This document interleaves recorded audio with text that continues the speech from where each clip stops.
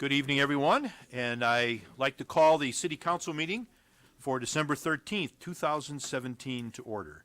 At this time, we're going to have our moment of silence, and I'd like you to, as we bid adieu to one of our council members who's given a lot of years of service, I think we ought to think about all the people that are community servants that give of their time, and many of you here tonight would fall into that same category.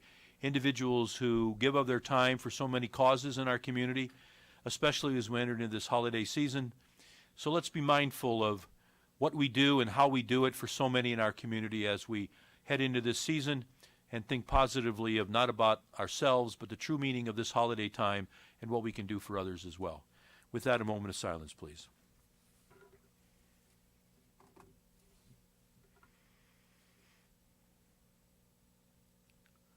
Thank you very much. Alderman Dunn, would you lead us in the Pledge of Allegiance? Pledge allegiance to the flag of the United States of America and to the republic for which it stands, one nation, under God, indivisible, with liberty and justice for all. Thank you, Alderman Dunn. Jackie, would you please call the roll? Ambrose. Here. Mattson. Here. Dickman. Here. Grip. Here. Gordon. Here. Kluhl. Here. Rawson. Here. McGinnis. Here. Tompkins. Here. Dunn. Here. All present, Your Honor. Thank you very much. Again, I want to welcome you and wish you a good evening. And as we begin this meeting of our City Council, I would again like to welcome all of those in attendance and also those who are viewing the meeting on television or on the internet. We respectfully welcome all of your comments and opinions, and please keep in mind that as you talk to the council, you're also sharing your thoughts with fellow Davenporters and with viewers throughout the region by way of our TV broadcast. We are happy that you're participating in your city government and ask that your participation reflect the common desire we all share to make Davenport an even greater place for all of our citizens. For the children, adults, seniors, and families in our community, those in attendance and those watching at home, I thank you for joining us. At this time, we ask that you turn off or silence your cell phones and other electronic handheld devices, as they can interfere with the audio system and be disruptive here in the chambers. You will have an opportunity to address the council under Public with Business portion of the meeting, which will occur towards the end. And when addressing the council, I will ask you to step to the podium, wait to be recognized by myself, and speak to the council as a body and not to any single member. We ask that you will limit your remarks to no more than 5 minutes. And I ask that everyone observe the commonly accepted policies and rules of courtesy, decorum, dignity, and good taste, and I know you all will. With that, I want to thank you all again for being here. Will an alderman move the approval of minutes for the council meeting for November 22nd? So moved. It's been moved and seconded. All in favor say aye. Aye. Any opposed, same sign. Thank you very much. Is there a city administrator update this evening? Two quick things, Your Honor. A reminder that this is our last cycle, our last meeting for this term, so enjoy your time off, and we will be back here for the first committee of the whole meeting on January 3rd. Also, that City Hall will be closed December 25th and 26th, as well as January 1st. Thank you very much, and again, wish you all a very happy holiday season. Will an alderman move approval of the report of the Committee of the Whole for December 6th? It's been moved and seconded. All in favor say aye. Aye. Any opposed, same sign. Thank you very much. We have one proclamation this evening, and Alderman Mattson will read that for us tonight. Thank you, Your Honor. City of Davenport proclamation. Whereas the Office of the Governor of the State of Iowa launched a public-private partnership called Home Base Iowa Initiative, which is an effort to match military veterans with jobs available across Iowa. And whereas the Home Base Iowa Initiative consists of two programs, Home Base Iowa Businesses and Home Base Iowa Communities. And whereas in 2014, Governor Branstad requested Iowa businesses and communities promote and support the Iowa Home Base Initiative, and one of the requirements for Davenport to be a home base community is that the City Council proclaim support. And whereas the Mayor and City Council of Davenport finds that it is in the best interest of the City of Davenport and veterans everywhere to support the Home Base Iowa Initiative, now, therefore, we, Mayor Frank Klipsch, and the Davenport City Council do hereby proclaim support for the Home Base Iowa Initiative in the City of Davenport and urge all citizens and businesses to take whatever actions necessary for Davenport to become a Home Base Iowa community and business, dated this 13th day of December, 2017. I move the proclamation. It's been moved and seconded. All in favor say aye. Aye. Thank you all very much. And Mark Holloway or James Stout, one of the two of you here? There's Mark.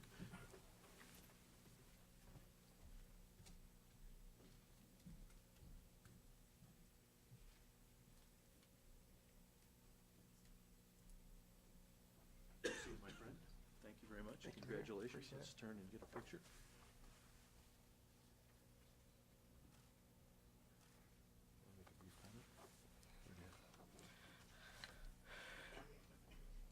Thank you, Mayor and City Council, for your leadership on making Davenport a home-based Iowa community.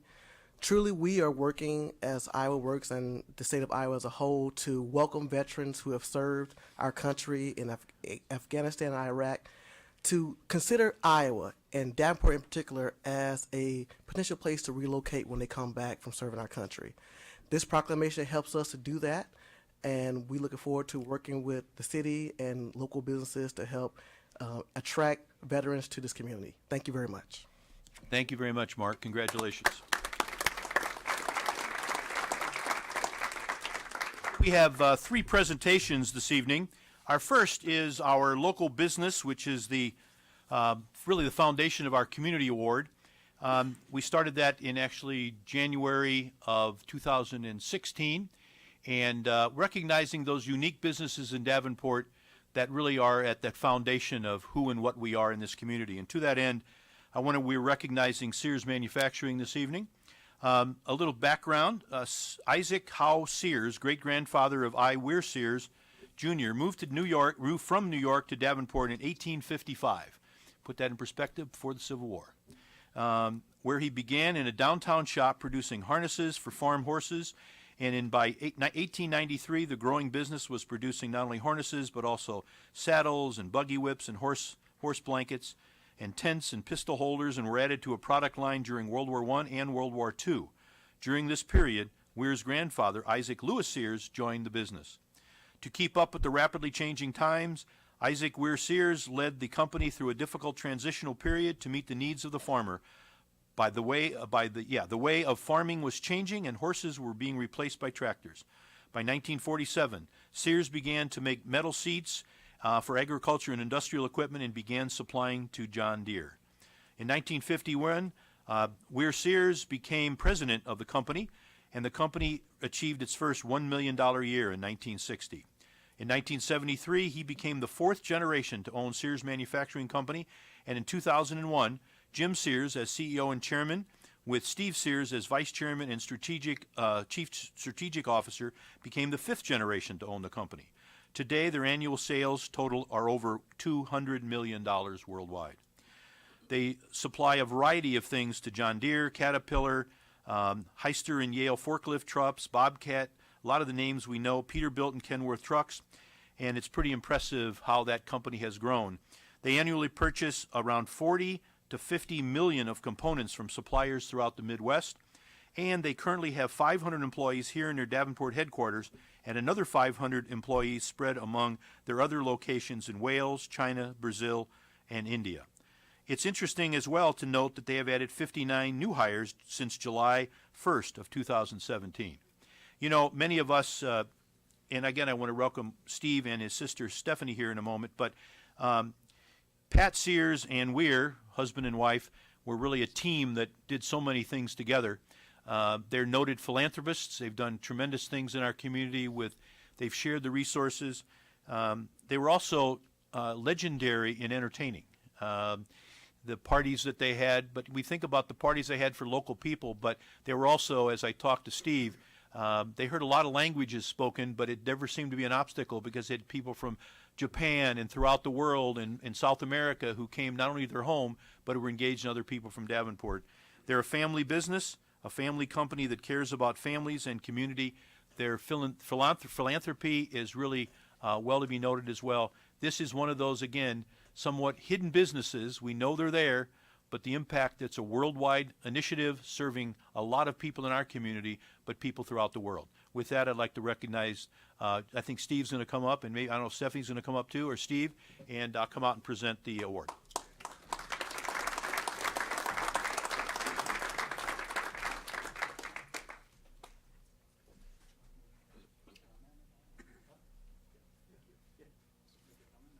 Sure.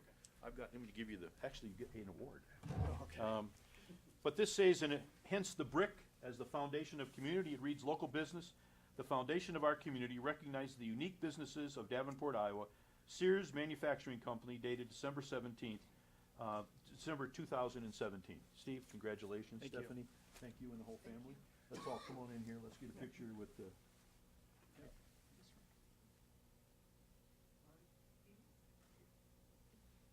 How'd we do? Good? Okay. Good.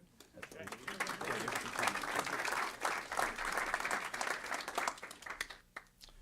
Well, on behalf of Sears Manufacturing Company and the family, the Sears family, we'd like to thank you for this honor. And I have to say that we are very fortunate to have landed here in Davenport, Iowa. Our employees have really made all the difference. We have talented engineers, hardworking people in the shop, and they've simply made all the difference for us over our history. So thanks again for this honor, and thank you, Mayor Klitsch.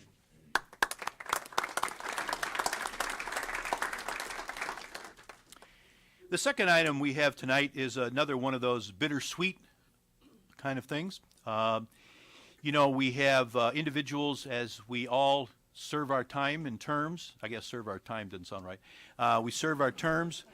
This might be applicable. No, I'm just kidding. But have done great things for our community, as we started the meeting with the same concept.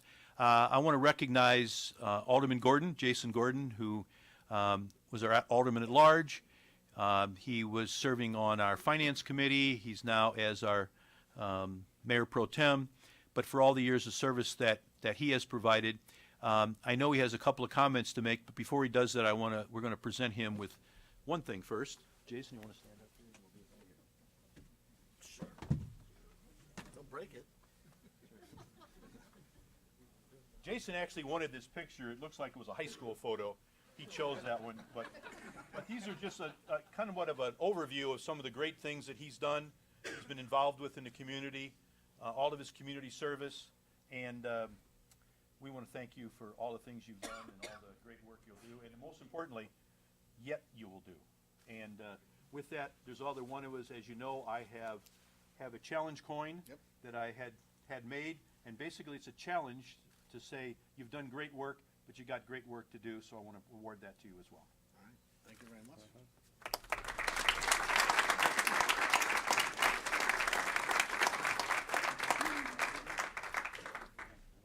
That is you running the Bix, surprisingly. So that's good, yes. But you have a few comments, and please go ahead, and I have the gavel if you go too long. Okay. Well, thank you very much for that, Mayor, and my council colleagues. I did assemble some remarks. Perhaps now, in hindsight, they might be a little too long, but I'm not going back at this point. So, so as I was starting to sort of reflect on these 8 years, and by the way, they went by really fast. It seems just like yesterday I was taking my oath of office in January of 2010, and kind of to give me an idea of how long it's been. At the time, my oldest, Brody, was 14, and he was in 8th grade. And my youngest, Addison, was 9 years old and in 3rd grade. And now they are 22 and 17, respectively. So that helped kind of give some context that 8 years, although it doesn't seem that long, it has been a while. A lot has happened in those 8 years, both for my family and me personally and professionally. And more importantly, a lot has happened in the city of Davenport over those 8 years that I would like to take just a minute to mention and celebrate, because I think they are worth mentioning and celebrating. So first, just a little bit of information and a tip of my hat to Brandon. We'll talk about the numbers a little bit. Taxable growth in fiscal year 18 was 2.38%. That's quite solid. FY19 is likely to see strong taxable growth. Over the past 8 years, growth in residential assessed evaluations was 14.2%, or $539.9 million. Growth in commercial assessed valuations, which includes multi-residential, grew 3.6%, or $56.4 million. And growth in total assessed valuations was 12%, or $708.1 million. Further, our cash reserves in the general fund increased by 102%, or $5.1 million. Why does this matter, and what does that all mean? It means that year over year, over the past 8 to 10 years, the city has steadily grown the tax base, which makes it easier to hold the line on property taxes, and the significant increase in reserves in all of our funds, but particularly our general fund, has bumped up our bond rating to the second highest category available, the AA category, by the rating agencies, Moody's and thank you. Which in turn means when we go out to sell those bonds to do capital projects, we are getting excellent interest rates because we are a good, low-risk investment, which means we're paying more for projects rather than interest rates. Those are just numbers, though, albeit very important numbers.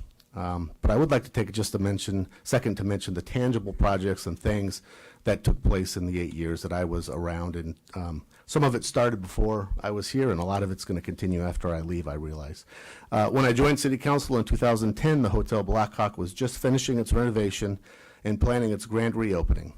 Since then, Restoration St. Louis, which renovated the Blackhawk, has done 5 additional multi-million-dollar projects, including the recently opened Current Hotel. The 2 most luxurious hotels in all of Iowa are located in downtown Davenport. It's a fact. An additional 5 market-rate residential projects were completed, including the Union Arcade, Davenport Bank Building, Peterson Paper, and Hallican Coffee Lofts, with other projects underway.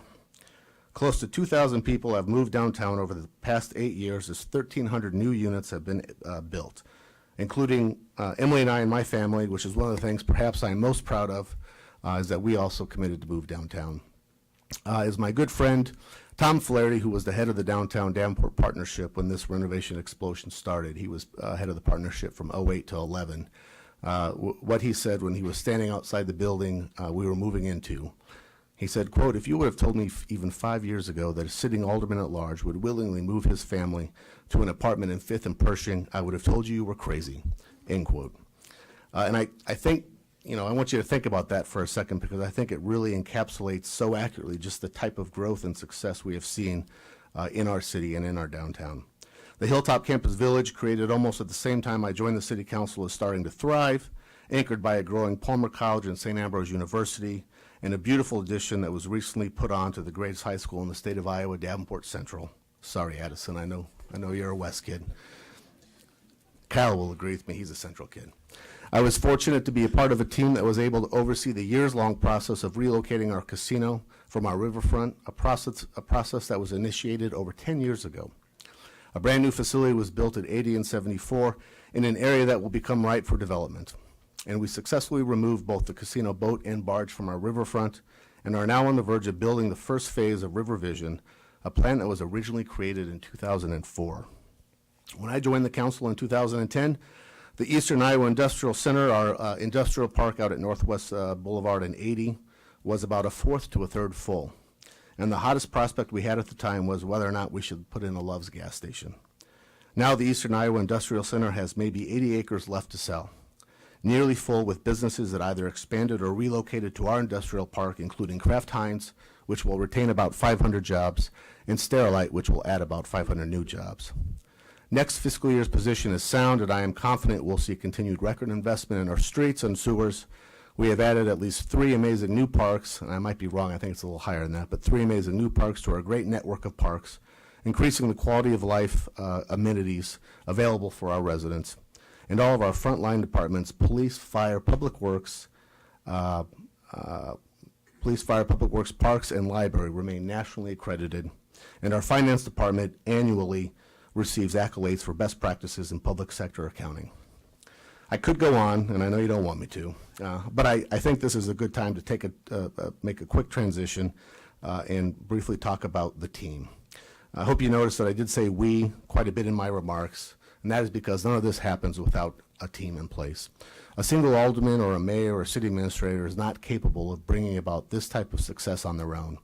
Rather, it takes a team that includes the mayor, the entire council, a city administrator, great department heads, and an entire city staff to execute. And we did just that. We executed. There are some people on the team that I want to thank personally.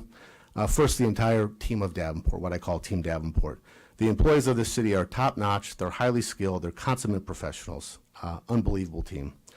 Unfortunately, there are some stereotypes that exist in our country about government employees. I think they're unfair from my perspective. But every single day that I was on this city council for the past 8 years, the employees of this city destroyed those stereotypes with their good work, day in and day out. You are second to none, and because of what you do, you make the lives of Davenport residents better. Thank you. I want to thank Craig Malin. Craig was a city administrator when I joined council, and he was in that role for 14 years. Craig was a visionary in that position and never made any small plans for Davenport. And because of that, I think he played a role in influencing how we saw ourselves and our city. I want to thank current city administrator Corey Spiegel. Corey joined our team, I believe it was in 2014, as the assistant to the city administrator. And a year later, she was thrust into a position that she didn't ask to be thrust into. She did a remarkable job as our interim city administrator and continues to do great work now in the role of city administrator. Thank you, Corey. I do want to mention and thank individually former Alderman Gene Meeker. And I have to mention Gene just because he and I were the two at large for 6 years. And in addition to being a great council colleague, he became a close friend and trusted friend. And really, from my perspective, in a lot of ways, he was a mentor. I really appreciate Gene and all his good work. I do want to thank former Mayor Bill Gluba. Bill was a tireless and tenacious advocate for the city. Bill and I didn't always agree, and he would tell you that, but I very much appreciate and respect all that he helped accomplish during his tenure as mayor. And I want to thank Mayor Frank Klipsch. Mayor, you did an excellent job as your first term as mayor, and I know you will continue to do great things for the city of Davenport in your second term. You are a great ambassador, not only for the city of Davenport, but for the entire Quad Cities region. And personally, I want to thank you for entrusting me with the role of Mayor Pro Tem over these past several months. So thank you very much. I'm close. I want to thank all the people of Davenport. I would like to thank those that entrusted me to serve in this capacity. I would like to thank all those who did so many things in support of my campaigns. Those that wrote a check, knocked on doors, put yard signs out, make phone calls. Fortunately for me, that list is far too long to begin to name, so I won't do that tonight. I do want to individually recognize John Oakes. John served as my treasurer, and my wife is eternally grateful for that for the last couple of campaigns. And that's not an easy task. He spent countless hours creating and filing disclosure reports, which kept me out of jail, so I appreciate that, John. Finally, I had amazing support from my family. I did lose my father in 2012, but I couldn't have had more amazing supporters than my mom and dad when I told them I wanted to run in 2009. Linda and Warren, my mother and father-in-law, are here. They were very early and active supporters and have just been steadfastly supportive and just are great in-laws. I do have to mention my Aunt Judy. I only have one aunt. I don't have any uncles, and just one aunt. And my brother and I, in her eyes, could never do any wrong. So suffice it to say, when I told her I was considering running for city council, she was an early and excited supporter. To my boys, Brody and Addison, I appreciate your support. Obviously, serving in this position sometimes prevents me from attending all of your activities and events and overall reduces the amount of time I might have otherwise been at home. But you always seem to understand and appreciate what I was doing and were supportive of it, and I appreciate that. Thank you. Most importantly, though, I have to, person I want to recognize and thank tonight is the most important person in my life is Emily. From day one, that's my wife, by the way, just if you didn't know. From day one, you were all in on this idea, and you were all in on me. But not only did you support the idea, you were an integral part of it, serving as an unbelievable and effective campaign manager for 4 campaigns. This truly was a partnership from my perspective. You were my closest advisor, my sounding board. I love you very much, and I thank you for everything. So with that, Mayor, I want to thank all my council colleagues tonight, wish everyone happy holidays and Merry Christmas, and with that, I'll turn it back to you. Thank you.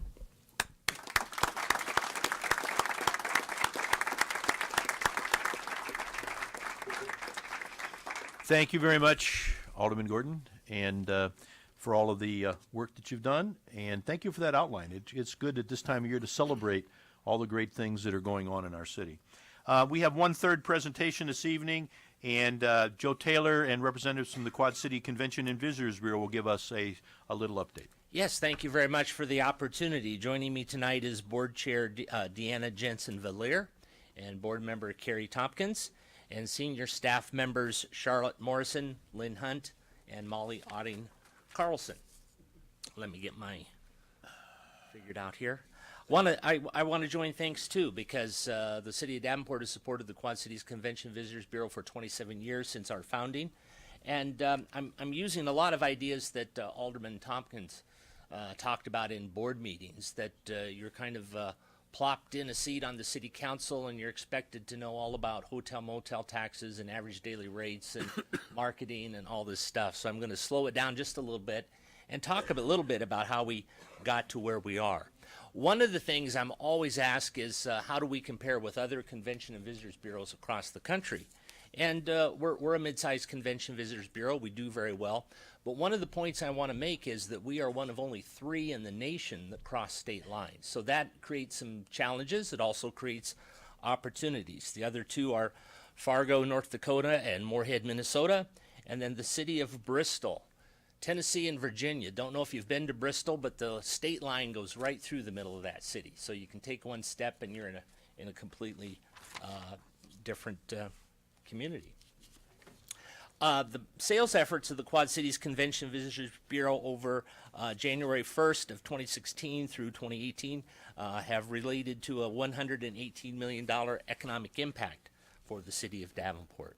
When we include the Quad Cities of Scott and Rock Island County, visitors spent $857 million for the last year we have, 2016, and employed just over 8,000 people. One of the things I wake up in the morning, and I'm always wanting to keep the Quad Cities competitive. We compete with a lot of communities across the nation, but the logos on this slide are the ones we really compete with in the Midwest, Dubuque, Peoria, Cedar Rapids, Des Moines, etc. One of the reasons they're competitive is that their CVBs have substantially more funding than we are able to pull together at the present time. So Cedar Rapids is well over $1 million. Dubuque, Iowa City, continuing to invest in tourism. So that's one of the points to make tonight is to please continue to invest in tourism.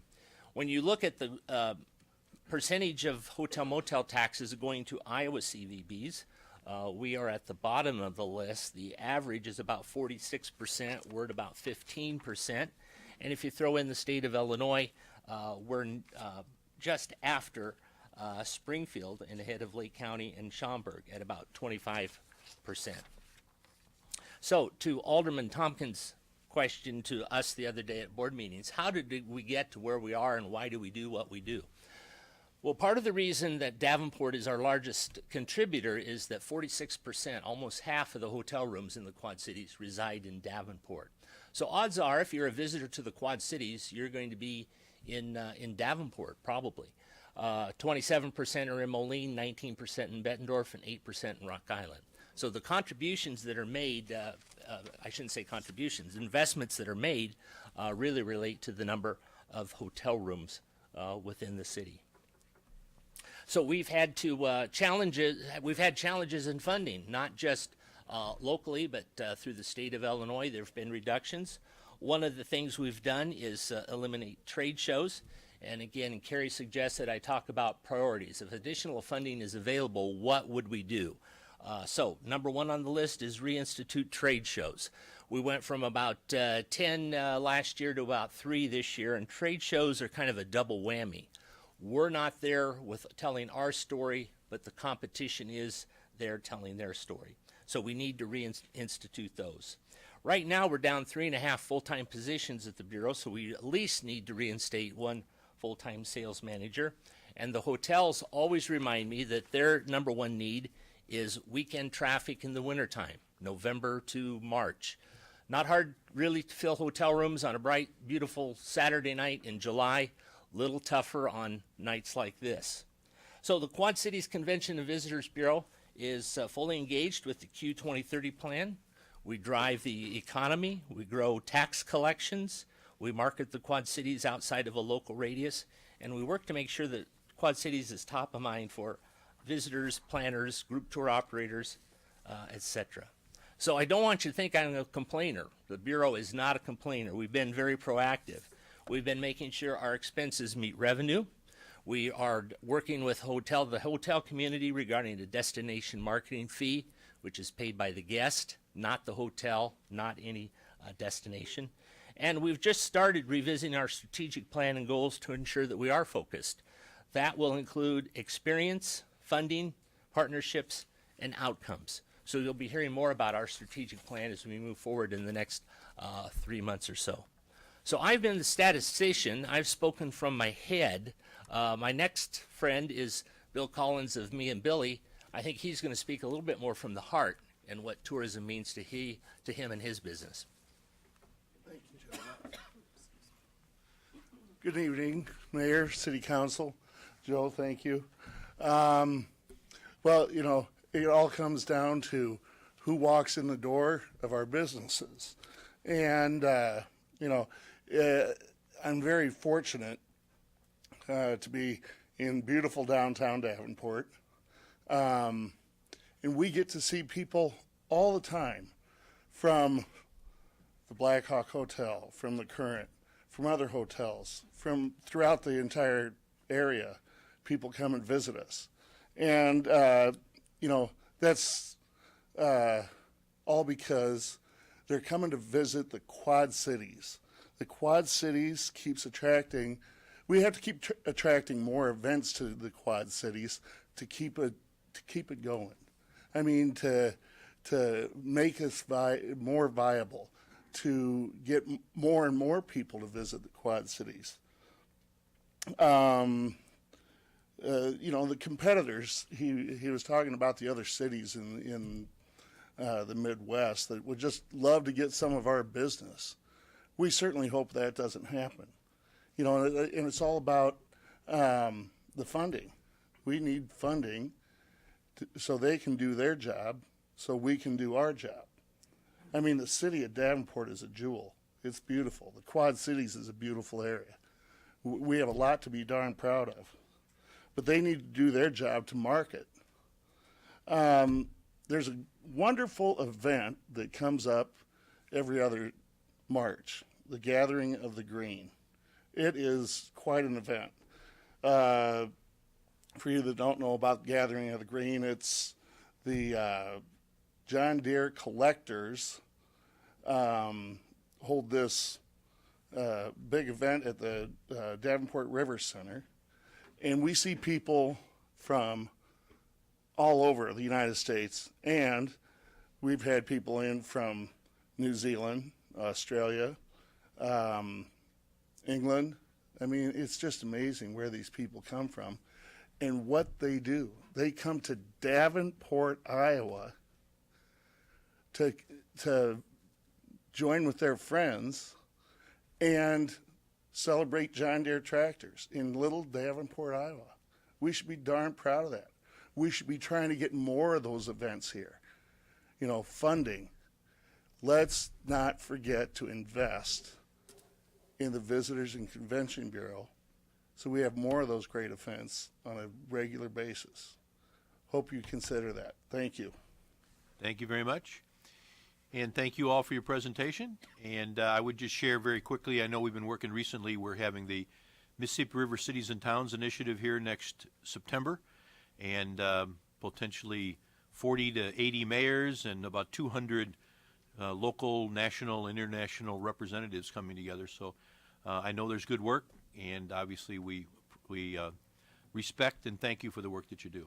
So thank you very much. That's our last presentation. Are there any petitions or communications from any of our council members tonight? Alderman McGinnis.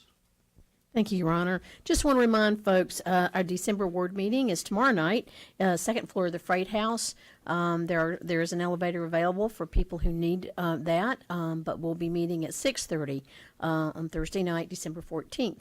Our guests will be Chief Paul Sigorski and Lieutenant Small from our Davenport Police Department. So I hope people from the 3rd Ward or anyone else who's interested in attending will join us. Thank you. Thank you. Alderman Kluhl.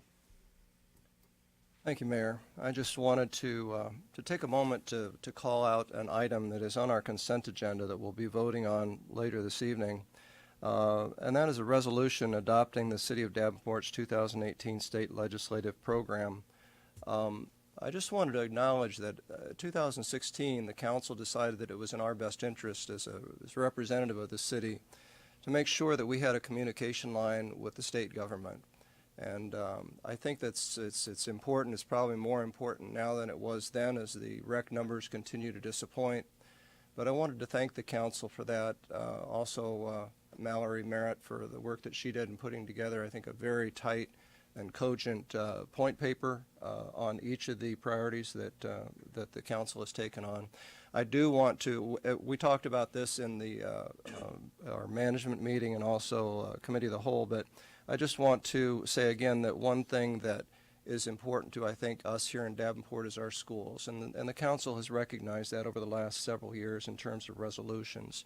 But I want to be sure that we do include as one of our priorities the equality, foundation formula equality that Davenport Schools has worked so hard for, leading the rest of the state in terms of making sure that all of our school districts is funded equally. And it's very important, and I know the City Council has supported that in the past, and I want to make sure that that is something that with this adoptive process that we have with these priorities, that we include that as one of the priorities to support our schools. So just wanted to acknowledge that. Thank you, Mayor. Thank you, Alderman Klool. Alderman Ambrose. Thank you, Honor. First off, I want to take this opportunity to thank my dear friend and ex-4th Warder, Jason Gordon, for his service. And, I got to thank his beautiful wife for the sacrifices she's made along with the family. As you sit up here as an alderman, there's always quite a bit of negativity out in the public, but we're fortunate to be able to represent America's greatest city. We listen to some of the things Jason was saying. It was almost like he's going to run for governor. But Jason, you've done a great job. It's been an honor not only being your alderman at the 4th Ward, but being your friend. And thanks for the families and all the sacrifices they've made. And one other question. On those pictures, do you have a picture of the lovely and gracious Showtime pal on that? I'm sure we could find one. Emily was Showtime pal at various times in her theatrical career. So, Thank you very much, Alderman Ambrose. Alderman Grip. Thank you, Mayor. I, too, would like to just take a quick second to acknowledge Jason. I want to both congratulate you and thank you for your years of leadership and service on the Davenport City Council. You've been dedicated to creating a healthy economy, growing the tax base, and making Davenport a cool place to live. And I think you've moved the needle on all of those things in your time here. I have no doubt that Davenport is a better place because you've served on this city council. I've enjoyed our 2 years serving together. You've always been reasonable in your approach, well-versed on the issues, and willing to listen to me and talk through the issues many times late in the evening, especially when the Cubs were on West Coast trips. That proved to be a good time to discuss the topics of the day. And I'm pleased to know that the incoming Alderman at Large Condon is also a Cubs fan. So that opportunity will continue. That was contingent on my endorsement that he'd be a Cubs fan. So, you were instrumental in helping me to learn the ropes in my first few months on council, and I'll be always grateful for that. I don't know what your plans are in the future, but I know that you will continue to make Davenport a better place to live, as well as the Quad Cities a better place to live. So I wish you and your family the best. You have a beautiful family. They've served this city as much as you have. Anybody who's been on the council realizes that. So best wishes to you and your family. And thank you. Thank you, Alderman Grip, and I know we all echo those same comments that were made by Alderman Ambrose and Alderman Grip. There are no items on the discussion agenda this evening, and I mention that because, again, for those that are new to this process, last week we went through the agenda one item at a time, opportunity for the public to discuss any one of those items, council to discuss that. All the questions were answered and addressed last week, so we go on a consent agenda tonight. So I ask for approval of all items on the consent agenda. It's been moved and seconded. Roll call, please. Klool, Yes. Rawson. Yes. McGinnis. Yes. Tompkins. Yes. Dunn. Yes. Ambrose. Mattson. Yes. Dickman. Yes. Grip. Yes. Gordon. Yes. 10 yeses, Your Honor. Thank you very much. Are there any other ordinances, resolutions, or motions this evening? There are none. Is there any public with business? And I mentioned we do have, just so everyone knows as we do that, I don't think I've mentioned this before, but you might hear that little beeping sound. We do ask for 5 minutes if you hold your comments to 5 minutes. So if anybody has any comments, please come up, identify yourself and your address, and speak to us as a whole.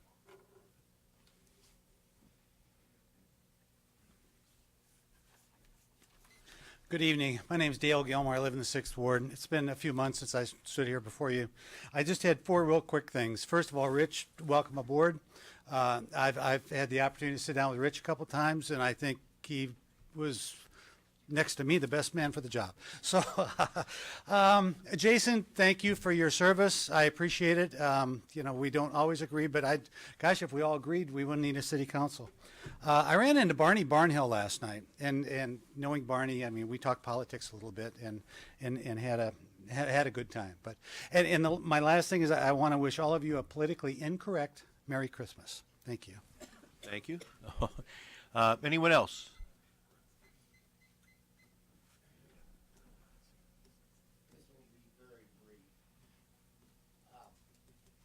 I'm living currently up here first. John Price. I live at 6th and 6th Street, 627. What ward would that be? Does anybody know East 6th in Clare Heights? Just check afterwards, because we don't, again, as a point of clarification, this is where we listen. We don't Okay. respond during this part. So if you have a question, we can get you the exact location. Okay, well, thank you. Because I'm looking to see if I would have to have a zoning change to build a building behind a house there. My desire is to build a company where I would teach trades to wounded warriors. I come from a long line of veterans. My father was a veteran of World War II, wounded horrendously in the Battle of the Bulge. I have a lot of family members buried over the arsenal. So this question and part of doing something for these wounded warriors is very important in my life because for what they do for all of us. And I've talked to numerous people about investing in this program where we would teach auto body repair, painting and welding, historic building restoration, which I think would be important in the town of this age.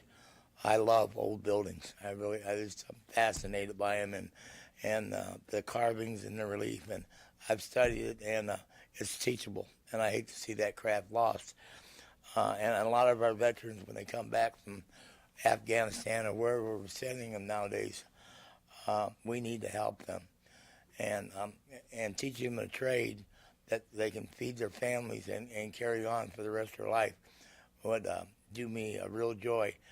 But I need a building behind my place of where I live of some size. I'm looking at maybe 40 foot wide by 100 foot long. I don't. And again, this is all contingent on how much the investors want to spend. And my role will be teacher and just to oversee that things are run smoothly. So with that, I thank you for your attention. Thank you very much. Thank you. Anyone else want to speak tonight? Adam? I just wanted to let everybody know that the Special Olympics Winter Games are shortly upon, and I'll be definitely representing Davenport very well. So I'll give a status report on the first council for 2018. Great. Thanks, Adam. Yep. Anyone else? Seeing no one else, is there any reports of city officials? Seeing none, is there a motion to adjourn? Anybody a second? Second. All in favor say aye. Opposed, same sign. Meeting adjourned.